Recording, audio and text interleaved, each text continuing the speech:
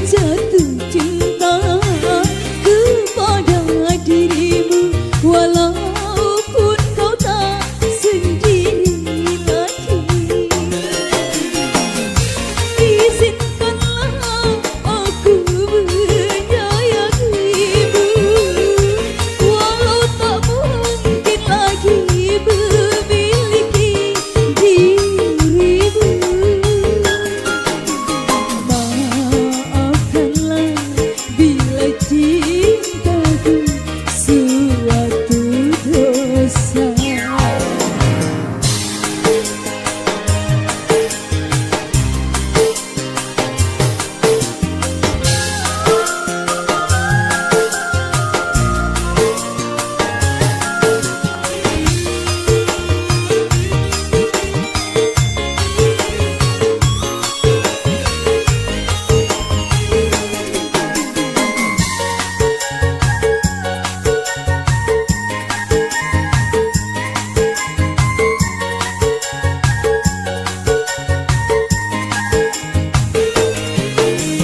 Sungguh diriku tiada mengerti mengapa ku jatuh cinta kepada dirimu, hanya kepadamu.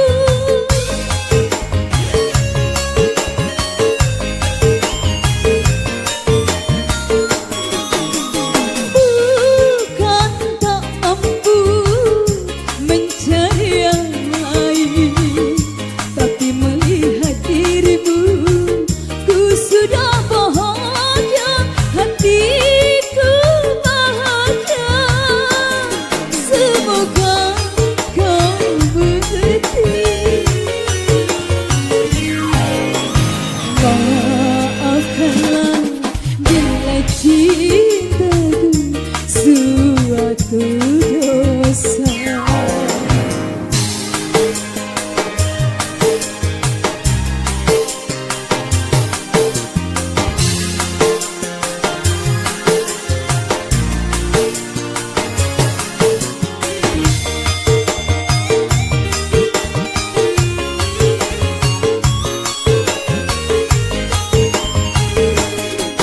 Asik.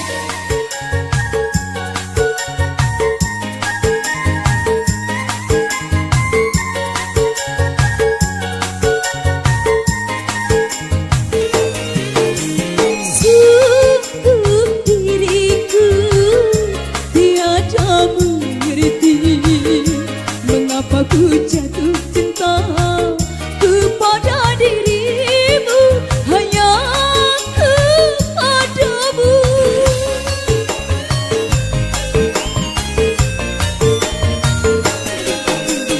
Bukan tak mampu mencari yang lain, tapi melihat dirimu ku sudah bahagia, hatiku bahagia.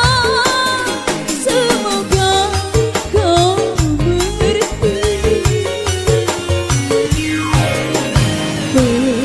Berdosakah bila aku katakan aku jatuh cinta